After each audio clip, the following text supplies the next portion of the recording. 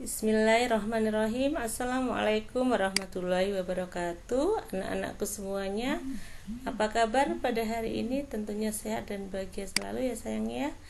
Kalian yang masih di rumah belum bisa bertemu dengan teman-teman kalian yang baru, tidak menjadikan semangat kalian jadi luntur gara-gara adanya COVID atau corona ini. Belajar tidak harus ke sekolahan, di mana saja, kapan saja, dengan siapa saja, kita tetap harus belajar. Oke? Untuk hari ini, sebelum nanti kita belajar bersama, kita berdoa terlebih dahulu yuk. Jangan lupa, walaupun dalam kondisi seperti ini, justru kita harus makin dekat dengan Allah. Membaca basmalah. Bismillahirrahmanirrahim. Alhamdulillah, semoga dengan membaca basmalah tadi ilmu yang kita dapatkan nanti memberi manfaat buat kita semuanya. Amin Allahumma amin. Kemudian sebelum belajar pula, siapkan buku paketnya, buku tulis dan alat tulisnya ya, karena nanti ada tugas buat kalian yang ada di rumah. Tetap semangat ya. Oke. Untuk materi kali ini akan Tanti sampaikan mengenai dinamika kependudukan di Indonesia. Apa itu dinamika kependudukan di Indonesia? Perubahan jumlah penduduk pada suatu wilayah yang disebabkan oleh 3 faktor, yaitu yang pertama adalah kelahiran atau sering disebut dengan nama natalitas. Kemudian yang kedua adalah kematian atau sering disebut dengan nama mortalitas. Dan yang ketiga adalah perpindahan atau sering disebut dengan nama migrasi. Oke, sampai di sini bisa dipahami terlebih dahulu ya. Oke. Kita lanjut pembahasan berikutnya. Yang pertama kaitannya dengan jumlah penduduk. Jumlah penduduk yang ada di dunia untuk Indonesia ini masuk ke dalam peringkat 4 dengan jumlah penduduk ada 256 juta jiwa. Kemudian tingkat yang pertama adalah dari Cina, yang kedua dari India, dan yang ketiga dari Amerika. Bisa kalian lihat tabel yang telah nanti sampaikan. Dengan kondisi jumlah penduduk yang banyak, ini menjadikan Indonesia harus bisa mengatasi permasalahan yang ada. Karena semakin banyak penduduknya, maka permasalahan yang ada di Indonesia semakin kompleks. Selanjutnya kita bahas yang kedua, kaitannya dengan persebaran penduduk. Persebaran atau sering disebut dengan distribusi penduduk adalah bentuk penyebaran penduduk di suatu wilayah atau negara. Apakah penduduk tersebut tersebar merata atau tidak? Jadi persebaran penduduk dapat dikenali dari kepadatan penduduk. Kepadatan penduduk merupakan indikator adanya perbedaan sumber daya yang dimiliki suatu wilayah. Jadi wilayah yang memiliki sumber daya yang lebih baik, baik sumber daya fisik maupun manusianya, akan cenderung dipadati penduduk. Ya, bisa kalian pahami ya. Jadi semakin padat, maka sumber daya alamnya, sumber daya manusianya semakin berkualitas. Ada beberapa di wilayah Indonesia penduduknya masih sangat sedikit atau masih kekurangan jumlah penduduk atau sering disebut dengan underpopularitas. Contohnya di Papua, kepadatan penduduk rata-rata hanya 4 jiwa per kilometer persegi. Sementara Pulau Jawa kepadatan penduduknya mencapai 945 jiwa per kilometer persegi. Ya.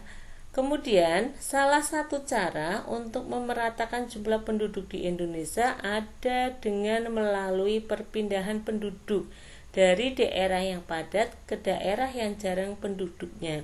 Maka pemerintah senantiasa melakukan program transmigrasi. Kata-kata itu tidak asing ya buat kalian ya, apa itu transmigrasi. Insya Allah kalian sudah bisa memahaminya.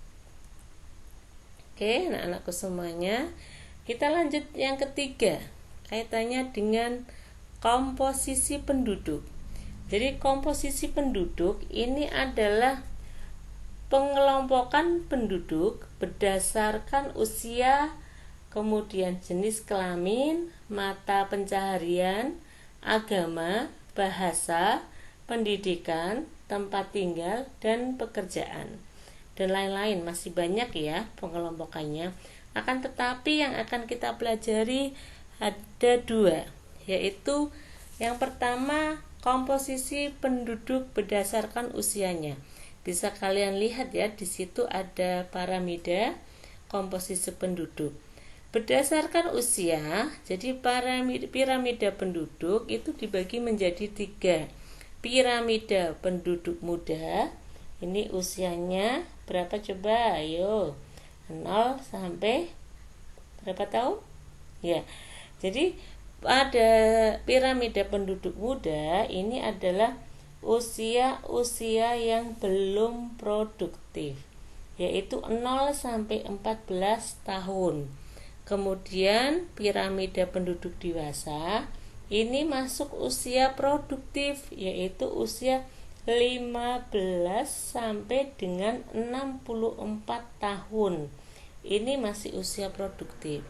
Kemudian piramida penduduk tua masuk pada usia 65 tahun, yaitu sudah tidak produktif. Bisa kalian pahami perbedaan 3 piramida penduduk itu ya, antara piramida penduduk muda, piramida penduduk dewasa, dan piramida penduduk tua. Sekarang gue nanti tanya, kalian masuk ke dalam mana coba? Produktif atau belum produktif? Oke, udah tahu jawabannya kan? Oke. Sekarang yang ke B, komposisi penduduk berdasarkan jenis kelamin. Nah, bisa kalian lihat kan, ada dedek cantik, ada yang berjenis kelamin apa coba? Laki-laki, dan ada yang berjenis kelamin perempuan. Kenapa sih harus dikelompokkan berdasarkan jenis kelamin? Ini juga ada tujuannya, ada gunanya nih. Manfaatnya apa? Ini untuk memperkirakan bentuk pemberdayaan penduduk sebagai sumber daya manusia sesuai dengan karakteristiknya. Artinya apa? Bahwa antara laki-laki dan perempuan atau jenis kelamin laki-laki dan perempuan ini memiliki karakteristik yang berbeda. Misalnya berkenaan dengan pekerjaan, tanggung jawab, serta bentuk pengembangan pendidikan dan pelatihan yang sesuai dengan potensi dan kemampuan penduduk.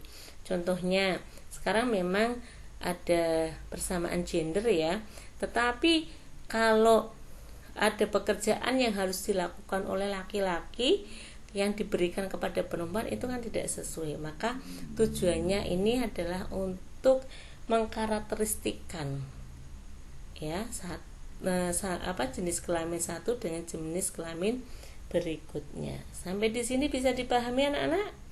Alhamdulillah, kalian hebat semuanya ya. Selanjutnya yang keempat. Oke. Yang keempat adalah pertumbuhan dan kualitas penduduk. Apa itu pertumbuhan dan apa itu kualitas penduduk ya? Oke, yang namanya pertumbuhan penduduk adalah keseimbangan dinamis antara kekuatan yang menambah dan kekuatan yang mengurangi jumlah penduduk yang dipengaruhi oleh faktor apa saja coba? Ya, faktor kelahiran, kemudian kematian dan migrasi. Jadi pertambahan penduduk ini dipengaruhi oleh berapa faktor? 3 faktor, yaitu kelahiran, kematian, dan migrasi. Kemudian yang B, kualitas penduduk. Kualitas penduduk adalah kemampuan sumber daya manusia yang dipengaruhi oleh tinggi rendahnya tingkat pendidikan, kesejahteraan, dan pendapatan masyarakat atau pendapatan penduduk itu ya. Oke, sampai di sini ada yang ingin ditanyakan? Sudah jelas semuanya? Bisa dipahami semuanya? Alhamdulillah, kalian luar biasa. Oke. Untuk itu Bu Tanti ucapkan terima kasih kepada kalian yang telah menyimak materi pada hari ini. Tidak hanya menyimak, tapi bisa memahami dan bisa dimengerti apa yang telah Bu Tanti sampaikan. Semoga ilmu kalian memberikan manfaat kalian buat dunia dan akhirat. Amin Allahumma amin. Sebelum Bu Tanti akhiri, coba kalian buka buku paket Kemendiknas halaman 41. Di situ ada aktivitas individu. Tolong kalian kerjakan ya. Nomor 1, 2, dan 3 di kertas folio. Kemudian besok setelah ada jadwal pengumpulan ke sekolahan, silakan dikumpulkan dan tidak harus dikirim ke classroom, cukup dikumpulkan secara offline. Terima kasih semuanya, sehat, bahagia. Jangan lupa sholat 5 waktu dan ngaji tetap kalian laksanakan. Kurang dan lebihnya Bu Tanti akhiri. Wassalamualaikum warahmatullahi wabarakatuh.